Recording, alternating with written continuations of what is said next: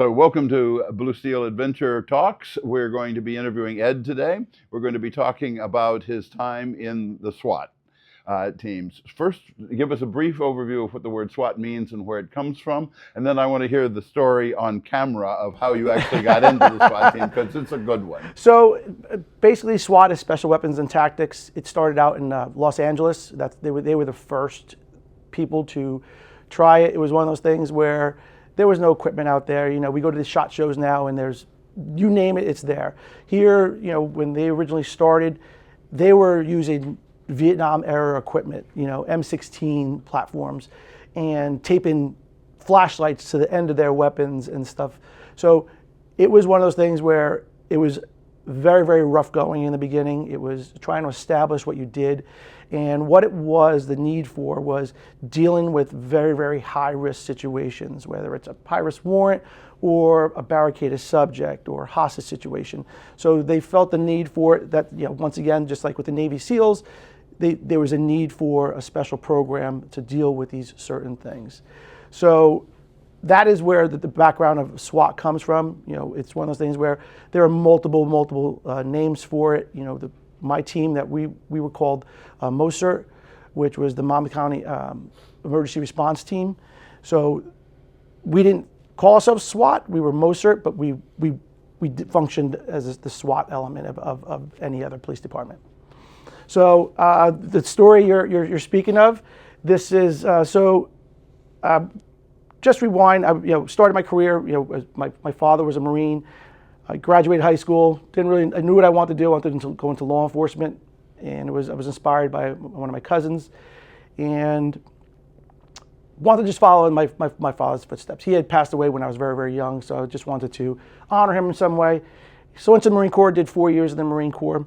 I was there during the first Desert Storm. Didn't actually go into country, but trained to head over into the 24-hour war. So I went into the Marine Corps in January of 1990 and got out January 94, and I immediately got hired by the Monmouth County Sheriff's Department in New Jersey. And I was with the Corrections Division of that Sheriff's Department. Was there for almost 4 years, and during that time I was with what we called the CERT team, which was the Corrections Emergency Response Team. So it's basically the jail SWAT team, where you would respond to situations in the jail, whether it's a riot, whether it's a barricaded person in a cell, any sort of situations that would come around where a regular corrections officer would not be able to perform. We took that, filled that notch where we were needed. Did any of that happen when you were there? We had a couple of what they call cell extractions. We had it's not going to say per se a riot, but small, you know, uprising, where once they see you come in, it's a game changer. You see, you know, 20, 30 guys coming in, you know, shields, black hoods, you know, helmets, riot gear. It changes everything. So once they usually saw us lining up, it was the way our facility was built. It had all glass walls, so you could see in the hallway when we were coming down the hallway. So it's like the sound of a shotgun. You know, everybody knows the sound of a shotgun. You hear that and it's like, what was that? If you saw us coming, you knew something was about to happen. So a lot of the times it wasn't really much of a hands-on per se thing. It was more of an intimidation factor. You walked in and they're like, I'm done. I don't want to. I know what's going to happen if I keep on going with this. And most of the times we resolve the situation by just your mere presence there. And a lot of that happened. Cell extractions, you know, that was a dime a dozen. That was where someone wouldn't come out of their cell. You know, they would cover themselves in their feces just so they think that you wouldn't, you know, touch them or grab them. That's not the way it happened. You know, when we came in, there was no stopping us, and you were coming out no matter what. So did that for 3 years. My first year I got on, within my third year, I was one of the assistant team leaders for the team, doing the training for them. We would train at least, I think it was like once a week we did our trainings, and it was, like I said, dedicated mostly to interior. We would do some outdoor training, whether it's firearms training, stuff like that, but that was more of just getting us familiarized with different weapons at the time. So when you got out of that, what was the transitioning phase into actual SWAT, and how did you get there? So as we discussed the story before, and I didn't even know that story, that's one of those stories that just comes up. So when I was with the sheriff's department, I was of course trying to apply I wanted to go into a police department, whether it was state police or whether it was local law enforcement. And during that time, I lived in an apartment above a gym. I had a 7-Eleven across the street, and there was a little strip mall down the road from that. And me and my roommate, we lived there for a couple of years, and we were actually decorating the Christmas tree, as a matter of fact. And we heard gunshots outside. And the funny thing was, one of the bullets actually hit our apartment. So I look out the window and I see a woman running from across the street, and she's basically saying, "He's trying to kill me, he's trying to kill me, he's trying to kill me." So myself and my roommate, we grab our weapons, we run outside, try to find her. She went into the 7-Eleven at the time, and he followed her in looking for her. She had hid in the bathroom, and I was stationed outside trying to see where the guy was, or the shooter was at the time. Yes, we both did. So we run out there, and lo and behold, here comes the shooter. He didn't have his weapon on at the time, but he was asking where the woman was, and I'm like, "Hey, come over here a second."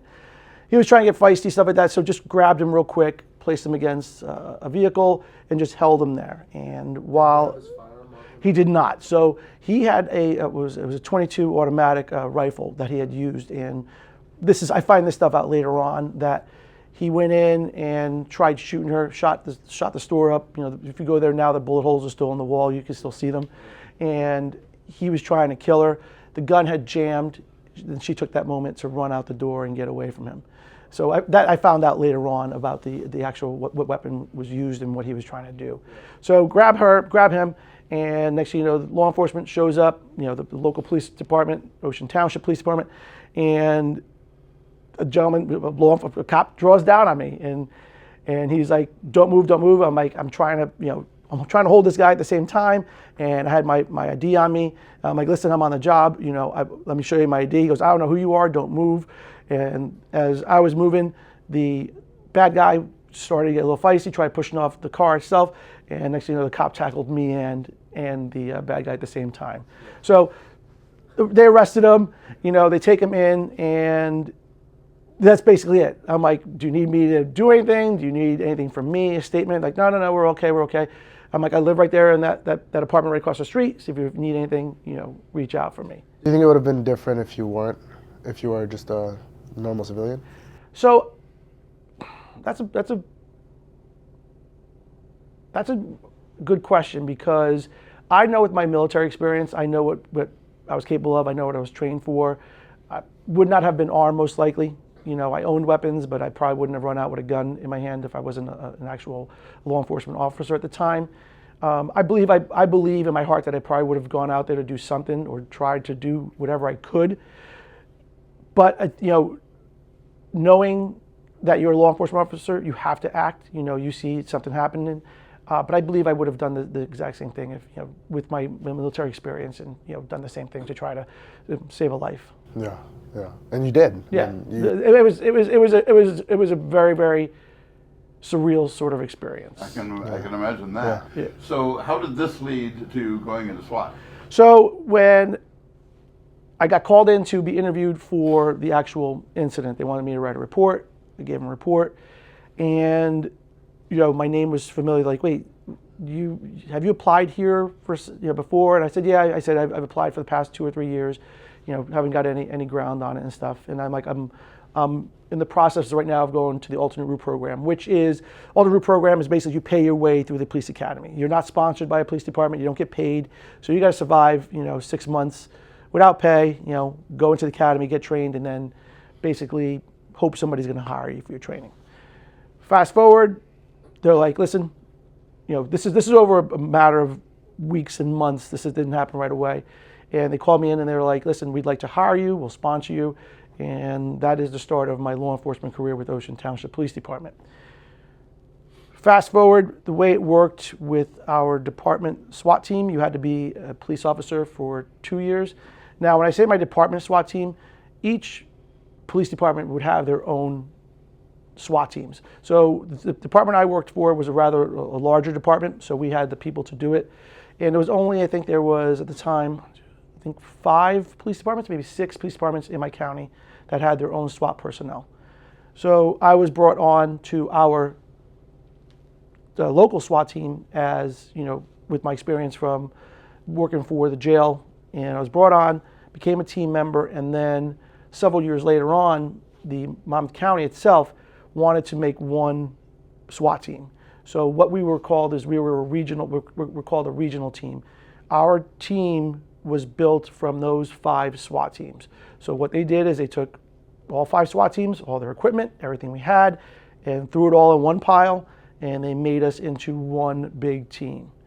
Now, once again, just like with LA, we were in our learning phase. We didn't know who we were. One of those things where being, a SWAT operator or a Navy SEAL or something like that, you have a very, very small group. And it was one of those things where trying to get along with other people and know and trust you and understand who you were, it's a learning phase. So it took us probably 4, 5, 6 months before we were actually comfortable with working with each other, constant repetitions, constantly training with each other to get into the actual county-wide SWAT team.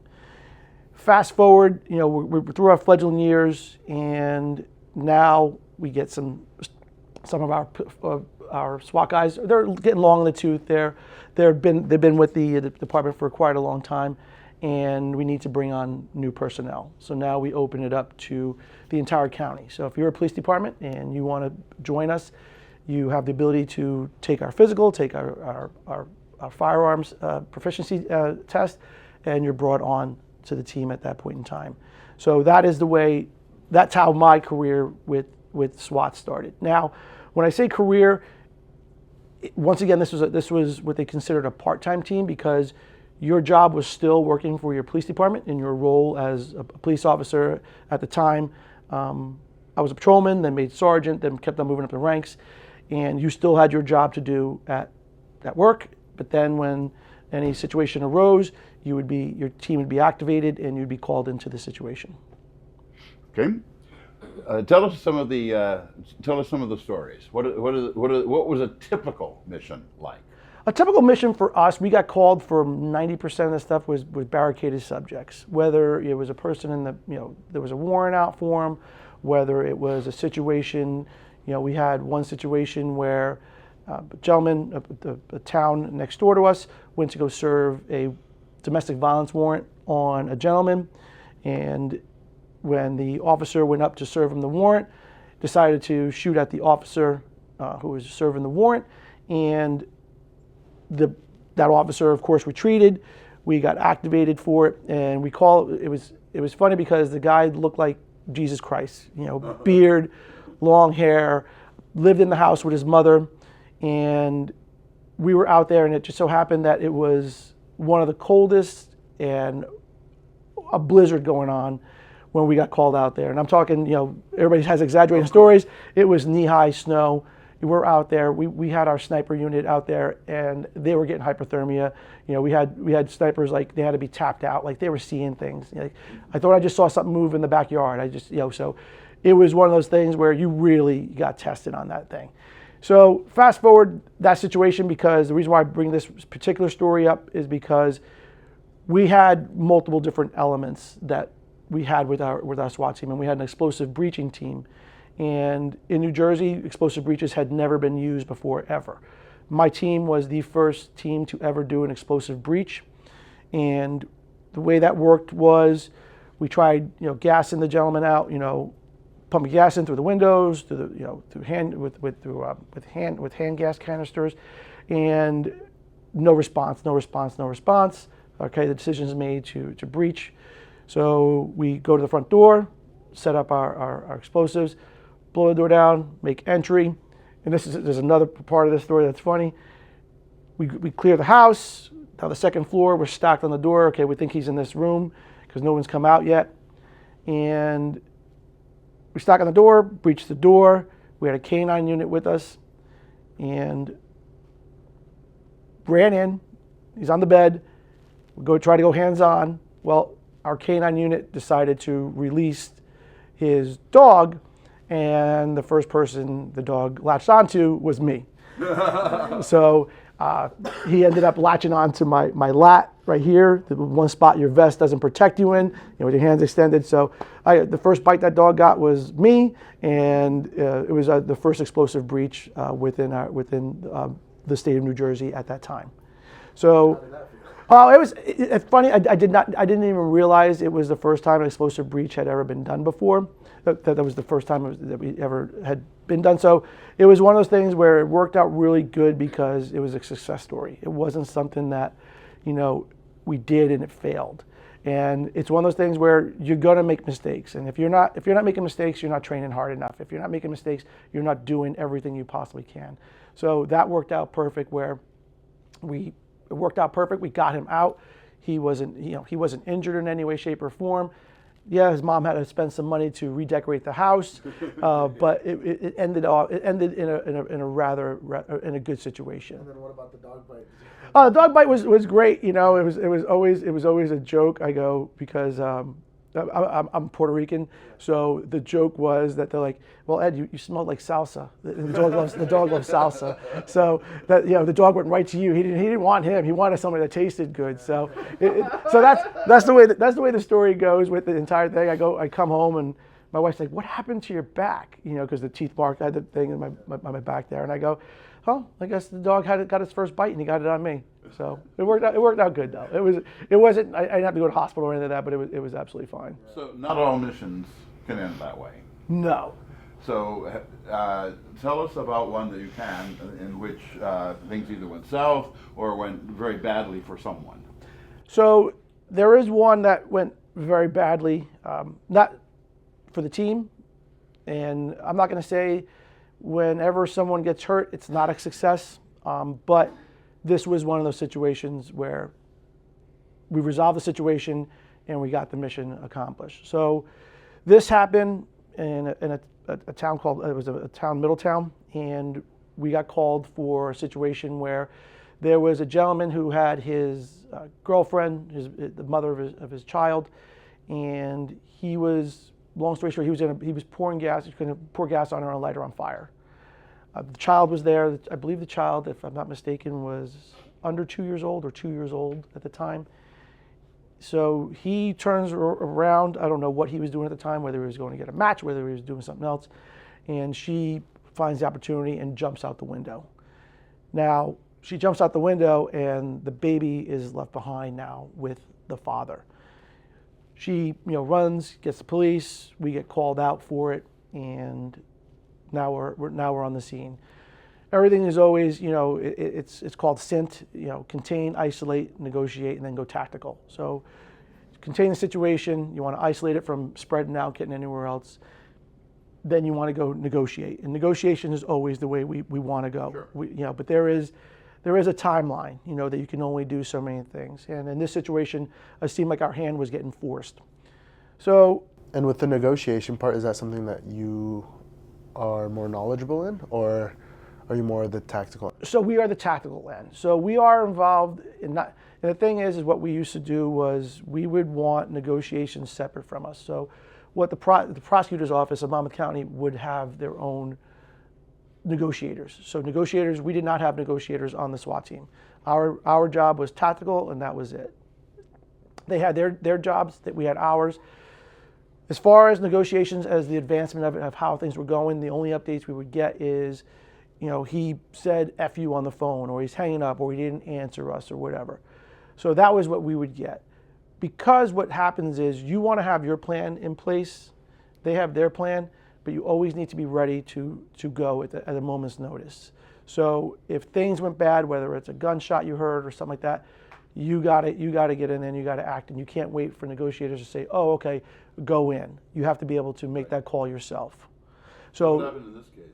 So in this case here, negotiations were going on for a while, several hours, and it was one of those situations where negotiations had broken down. He wasn't listening anymore. He wasn't making contact with us. He wasn't responding to the phone calls anymore. So at that point in time, we made the plan to make a breach of the house. Now, with this particular one, it's always funny because I always tell people know your equipment, before you ever bring it out there. So one thing we needed there was lights out front that we needed to be taken out. So we had what's called an FN-303, which is basically an air compressed weapon that shoots. It would be the equivalent of a half a paintball, but it's a hard plastic round. So it's meant for impacting people, whether it's marking them, whether it's impact to stop them from moving. So we were like, okay, let's take out the lights with it. Well, lo and behold, the light, the glass container on the light itself, the glass covering on it, wouldn't break. So here we are, we're shooting round after round off of this thing, and we weren't going to shoot a live round at it. We weren't going to shoot it with a weapon at that time. So you go old school. Here comes one of our guys. We get a shield. We get a cover guy, and he comes with this big 2x4 and just starts slamming into the lights into the building to get the lights out. So finally got the lights out. The situation is this is a bi-level home. So basically has a big picture window up front and has a rear entry where you go through a garage. And we decided that we were going to do what's called a simultaneous entry, which is it's a delicate one. It's because if someone overpenetrates, the main entry team was going to be from the rear. The second entry team, which is the front door, was going to be it's called breach and hold. You basically breach the door, breach the window, whatever it is, you're going to breach and you're going to hold, because the rear team's going to enter and we're going to clear the house itself. Well, that situation changed very quickly. So I was on the breach team with the rear team going through the back door. Myself, I had a breacher, which basically he was carrying a shotgun, and I was basically the point, so I'd be his cover man. Breacher shotgun basically has ceramic rounds, and you just shoot the hinges and the lock of the door so that you don't have to worry about ramming it. We needed the element of surprise. We needed to move quickly because our last notification was the baby was in the front room where that picture window was, and that the father was going back and forth into the room and approaching the child. So time was of the essence because we thought that he was gonna hurt the child. So move on. We get the breach call. Let's go. We breach the door. We go in. Next thing you know, we hear the front window crash. What we were going to do is called a rake and break. So it was a picture window where the child's room was, and we were going to rake out that window and basically have it covered by our people on the outdoor. We were going to we had a ladder to go up to this. It was basically like a second floor window sort of thing. So we had a ladder to go up. We had a shooter go up, and he would cover the window from that point in time. So as I'm breaching, because my breacher, I'm sorry, not as I'm breaching, as my breacher clears the way, now I'm the point guy, I'm going in first. We hear two shots very quickly. Pow, pow, like that. And you know what they are. But your adrenaline's going so much that it's like you don't really hear anything, you just hear like a pff, pff. That's really what you hear. And by the time we got in, the bad guy, I keep calling bad guys, because I don't call them suspects, was down. He had taken one to the chest and one to the head at that point in time. And our shooter, who had taken the shot, saw him coming toward, when they breached the window, was coming towards the child with a knife in his hand, and he basically discharged his weapon and took the shooter out at that point in time. So child was safe, mother was safe. It was one of those things where you can look at it as a win, but anytime you have to take a life, it's still not a win. And once again, that was probably one of the first, definitely one of the first in Monmouth County where SWAT team was used and deadly force had to be used, and that's how we ended the situation. So thank you very much, Ed. We'll continue this in a second video. Tune in, but be sure to subscribe and get your notifications.